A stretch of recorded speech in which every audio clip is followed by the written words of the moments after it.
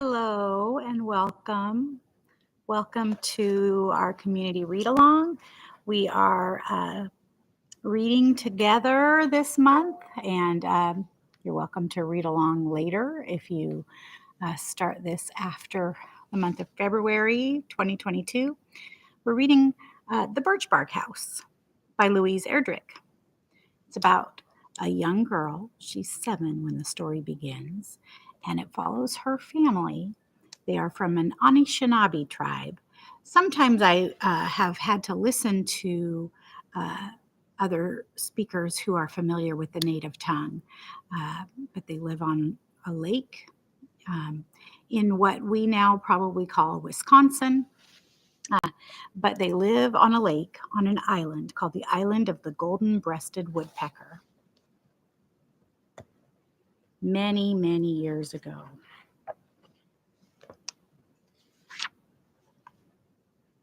The Birchbark House by Louise Erdrich. The girl from Spirit Island.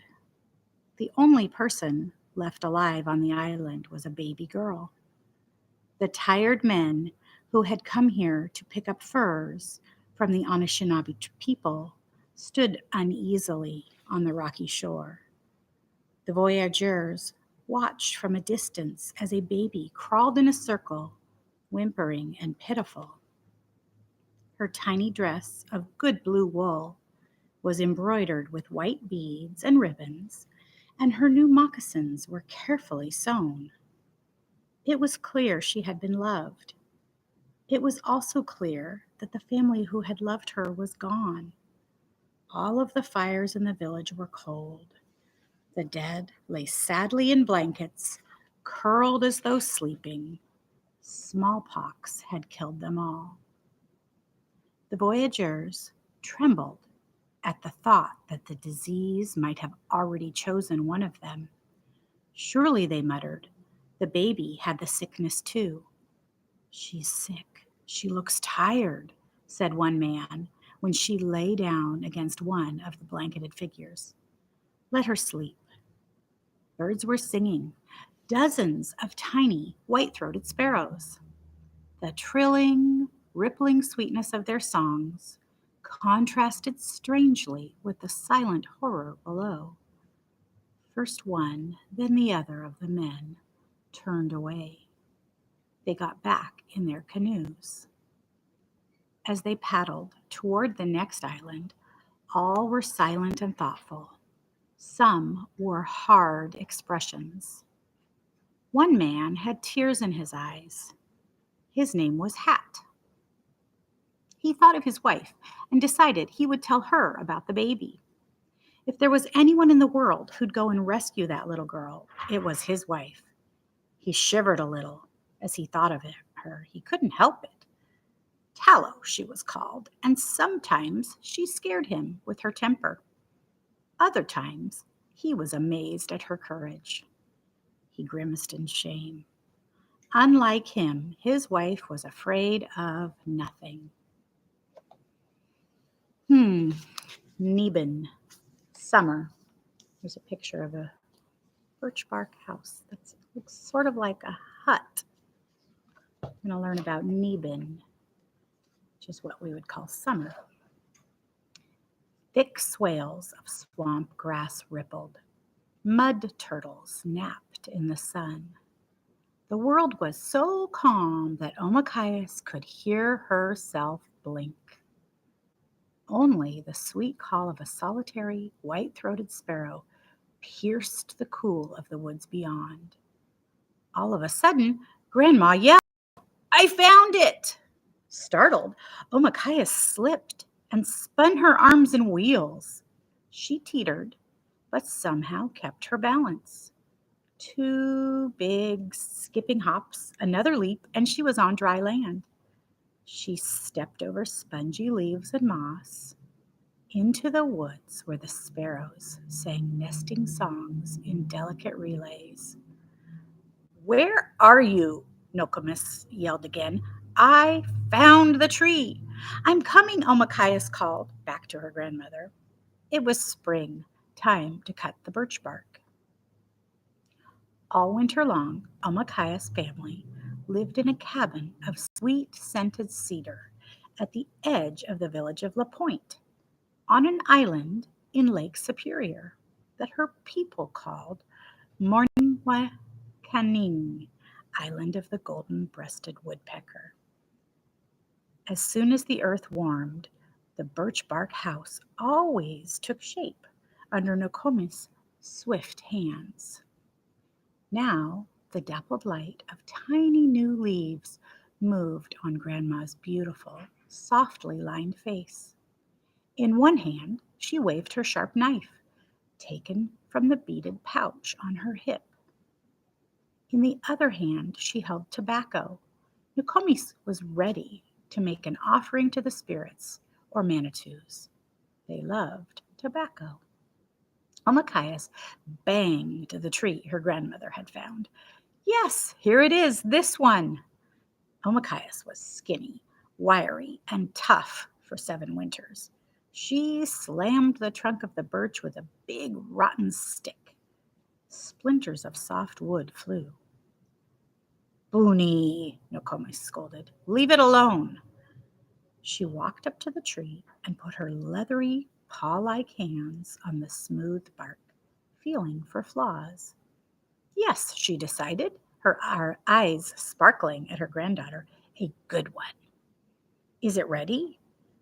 Giger, said Nokomis. Surely. Nokomis' tobacco pouch was decorated with blue and white beads in the shape of a pipe. She had owned this tobacco bag ever since Omakayas could remember. When she walked to the manitous, Nokomis dipped out a pinch of tobacco. Old sister, she said to the birchbark tree, we need your skin for our shelter. At the base of the tree, Nokomis left her offering, sweet and fragrant. Then she peered closely, deciding just where to make the first cut. Suddenly, she pressed her razor-sharp knife into the bark. Omakaya stepped back. Light filtered golden and green onto their faces. Tiny white flowers poked out of dead leaves. There were still traces of grainy old snowbanks in the shadiest spots, but in places the sun was actually hot. Pow! As soon as Grandma made the proper cuts, the birch bark, filled with spring water, nearly burst from the tree. Omakayas helped her grandmother carefully push the bark aside. Then the two peeled it away strip by strip. She and Omakayas carried the light papery pink-brown rolls out of the woods, down a trail to a special place near the water. Let's see that picture. They're peeling the bark.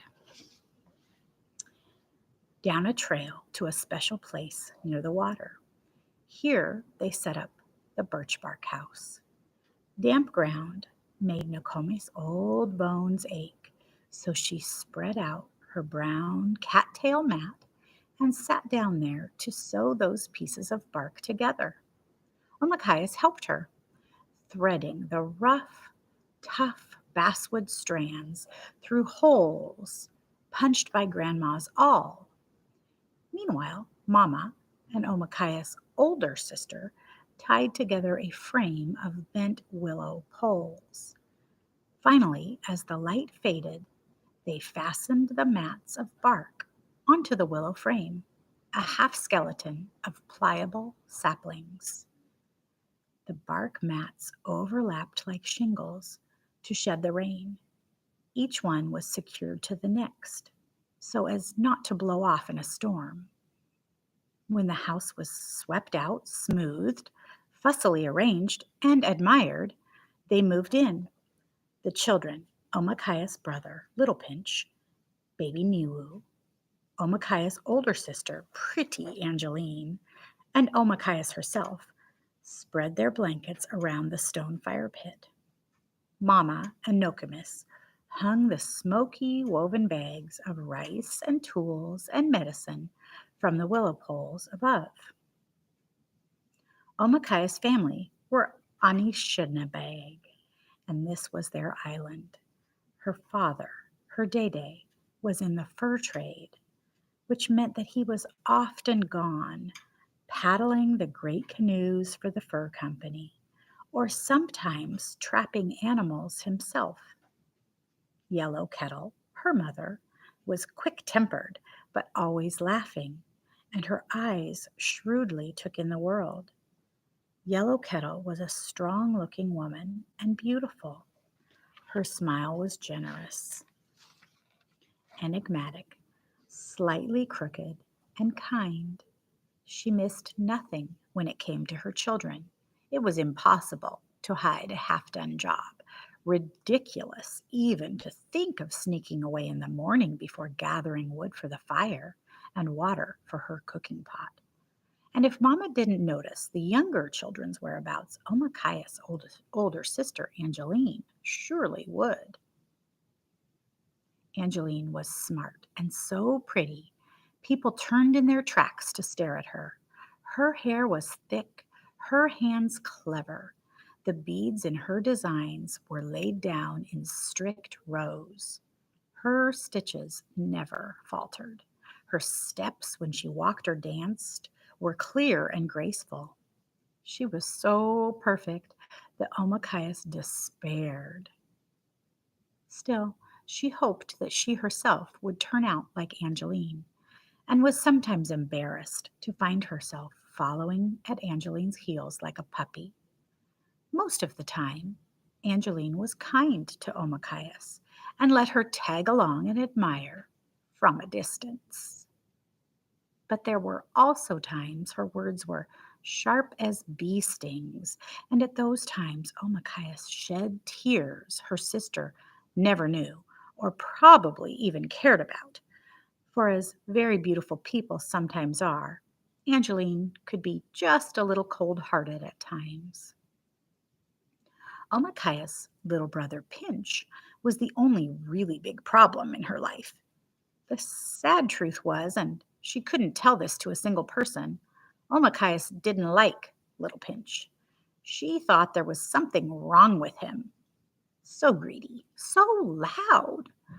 But although his ways were mischievous and bold, Pinch loved his mother deeply and he clung to her side.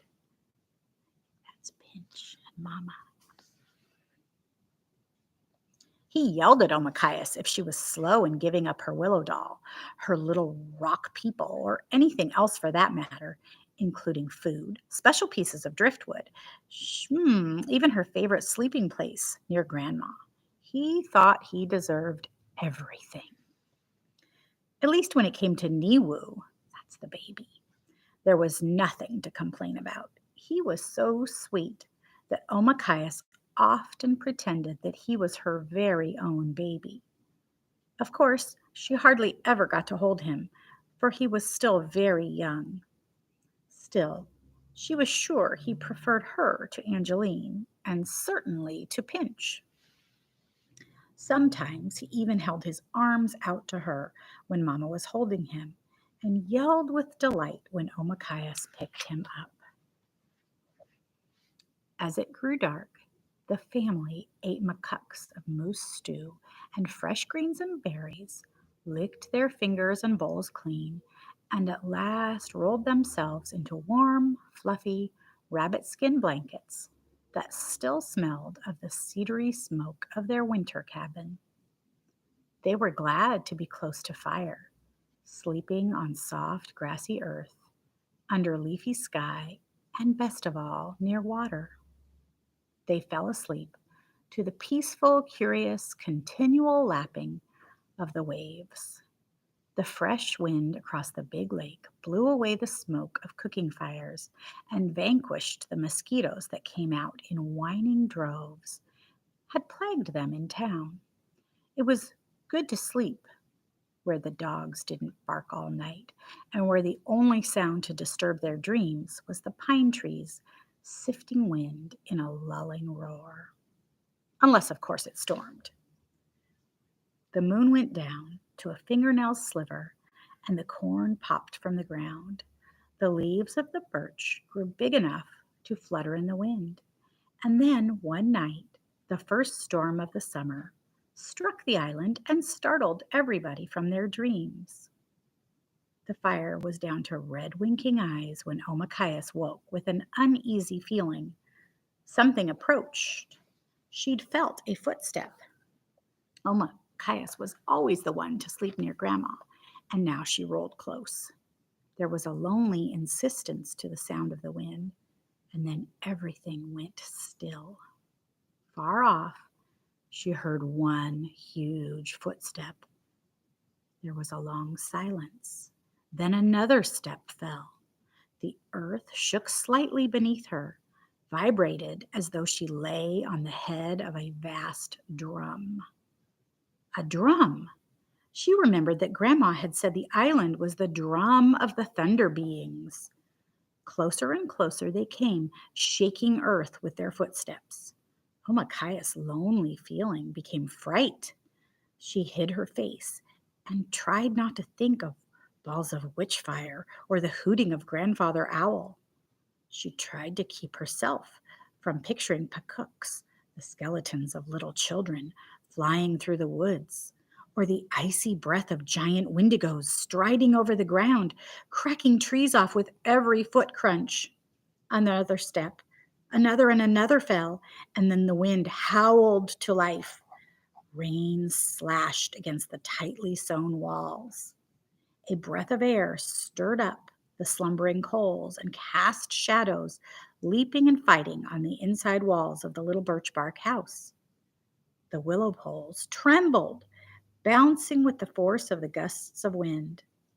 The birchbark scraped and flapped, but was held on with tight stitches. Omakayas hid her face as thunder rolled, smacking onto the lake shore, waking everything and everyone with quick violence. The storm pushed, punished the ground, and then passed over, dying off in softer mumbles. The dull thuds of thunder falling in the distance now felt comforting, and before the sounds entirely faded, Omakayas was asleep.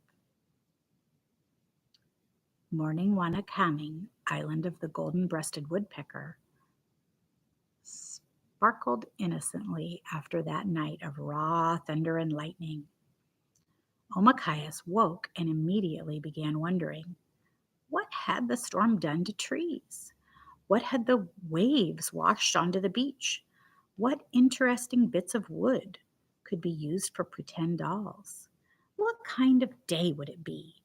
Were the little berries on the edge of the path ripe yet? An unpleasant piece of wondering came to her, too. Had her mother finished scraping and tanning that ugly moose hide, or would she have to help her? Oh, she hoped not. How she hoped! There was a saying she hated. Grandma said it all too often. Each animal, she would say, has just enough brains to tan its own hide. Mama tanned the moose hide with the very brains of the moose, and Omakayas hated the oozy feel of them on her hands, not to mention the boring, endless scraping and rubbing that went into making a hide soft enough for moccasins. From a fire in the center of the bark house, a thin curl of smoke rose, then vanished through a crescent of sunlight in the roof. If only she could escape with the smoke. She could already hear Mama and Grandma outside at the cooking fires. They were planning the day's work. In no time at all, that soaking moose hide would be stretched on a branch frame, and she would be required to scrape at it with the sharpened deer's shoulder bone that her mother kept in a bundle of useful things near the door. Her arms would tire. They would feel like falling off. Her fingers would go numb. Her back would hurt. The awful smell would get into her skin. And meanwhile, all the little birds would find the luscious patch of berries she alone knew about. By the time she got that stupid old moose hide softened, they would have eaten every last berry. She must act quickly. The air was fresh, delicious, smelling of new leaves in the woods, just popped out mushrooms, the pelts of young deer. The air flowed in, rain-washed, under the strips of birch bark walls she had helped sew together yesterday, like a small striped snake, like a salamander, or a squirrel maybe, or a raccoon, something quick, little, harmless, and desperate. She slid, crept, wiggled underneath the sides of the summer house. The seam of bark caught her in the small of her back, stuck tight. If only she hadn't done such a good job of sewing it up. If only, too, Angeline didn't have such quick ears and sure knowledge of her whereabouts at all times. There was a firm pressure suddenly at the small of her back, still caught on the inside. Her sister's foot, her sister's gloating voice. Nishame, baby sister, little frog, don't go jumping off. Then there was her mother, rounding the back of the house, one side of her hair still flowing down, unbraided. She glanced in surprise at Omakayas, trapped, and then, unable to hide her amusement, a big grin spread over Mama's face. Her admired big sister, her beloved mother, laughing. There was Omakayas, laughing from the front and laughter from behind, and suddenly all of last night's thunder in her heart. Omakayas sat near the cooking fire and slowly, with deep inner fury, ate a bowl of cold stew. She dragged out time waiting for her hateful job to start. Mama was wrestling that hide out of the stream now, where it had been soaking for days and nights, gathering up its scummy, woolly slime. Mama had already set up the dreaded frame of branches, and there were strings of hide nearby that she would use to tie the skin up tight so that it could be worked. Omakayas knew how important it was to tan the skin, how her mother would cut up the soft, smoked hide and sew on the winter's moccasins all summer. She pictured her mother finishing them with lovely, soft toe puckers so the girl's feet could twitch and dance. She could imagine Yellow Kettle beating them, lining them inside with the silkiest rabbit fur and pieces of an old wool blanket. Yes, it was an important task, but Omakayas still didn't want it. She finished her stew, cleaned the bowl out with sand, and waited with a sigh for her mother to ask her to fetch the deer bone scraper. Her mother said something else, though. "I need my scissors." Omakayas sat up, suddenly full of energy. Omakayas' mother was well known for owning a pair of scissors, and other women were always borrowing them. Omakayas' first job, ever since she could walk, was to fetch her mother's scissors, kept safe from her small fingers in a beaded woolen case, and bring them home. She had never failed, for it was a job she liked not only because she was sometimes given a handful of mannamin, rice, or a little chunk of maple sugar by the borrowing lady, but because there were things to see on the way there and back. Right now, her sister, Angeline, was digging at the ground near spruce trees and cutting lengths of the roots used to secure the house better and to finish baskets. She was cheerful, humming at her work, glad to have gotten the better of Omakayas. She'd show Angeline, let her work until her hands fell off. Omakayas had a fun job to do. "Go fetch me the scissors from old Tallow," said Omakayas' mother. Without a moment's hesitation, before Mama changed her mind and remembered about the help she needed with the stinky hide, Omakayas ran off. Chapter 2, Old Tallow. We have a pair of scissors in a beautiful beaded pouch. Although she lived in town, Old Tallow was so isolated by the force and strangeness of her personality that she could have been surrounded by a huge dark forest. She had never had any children, and each of her 3 husbands had slunk off in turn during the night, never to be seen again. Nobody knew exactly what it was that Tallow, in her younger days, had done to drive them off. It had probably been something terrible. After the last husband left, her face seemed to have gotten old suddenly, though the rest of her hadn't weakened. She was a rangy woman over 6 feet in height. She was powerful, lean, and lived surrounded by ferocious animals, more wolf than dog, and fiercely devoted to her. Old Tallow could bring down a bear with her pack of dogs, her gun, or even the razor sharp spear that she practiced throwing into the splintered base of a tree. The dogs were bull tough, and the yellow one particularly showed its wolf origins in the springy lengths of its legs. For some reason, Old Tallow seemed to treat her, Omakayas, somewhat differently than the other children. She didn't scream at her, or heap disdain on her, order her away from her cabin, or set her dogs on her. Omakayas thought perhaps it was because Old Tallow respected her mama and grandma.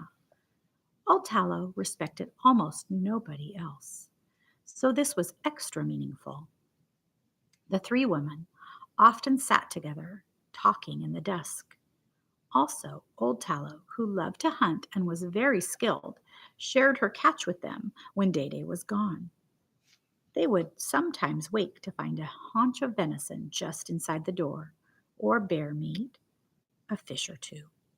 In fact, she now remembered that Old Tallow was responsible for the hide of the moose, which she had shared. Old Tallow liked to make her deliveries at night, which was another thing. Most other people hated to go about in the dark when Grandfather Owl was calling, "Coco, co, coco, co," and anything could happen.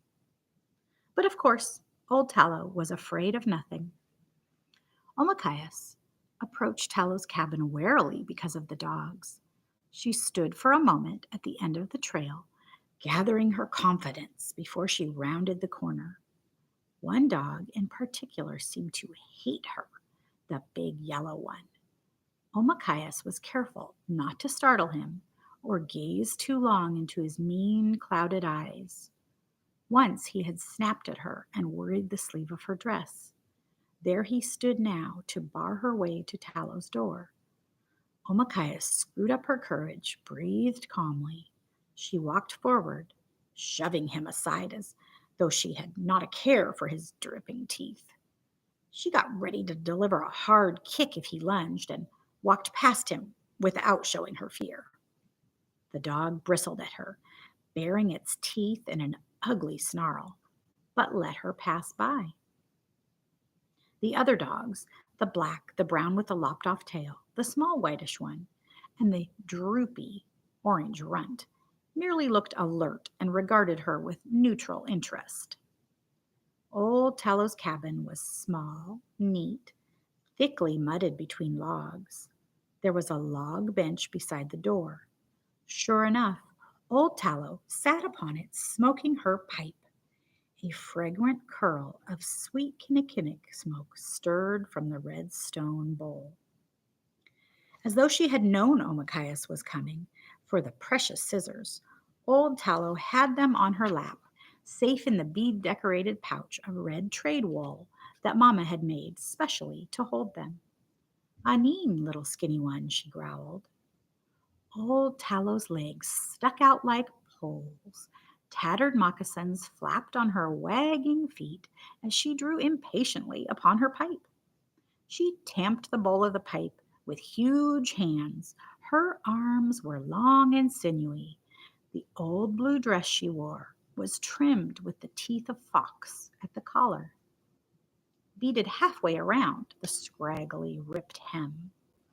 Tallow, in her galloping hunts through the woods, was hard on clothes and wore out her moccasins one pair right after the next. Even now, a toe stuck out from the ripped front seam.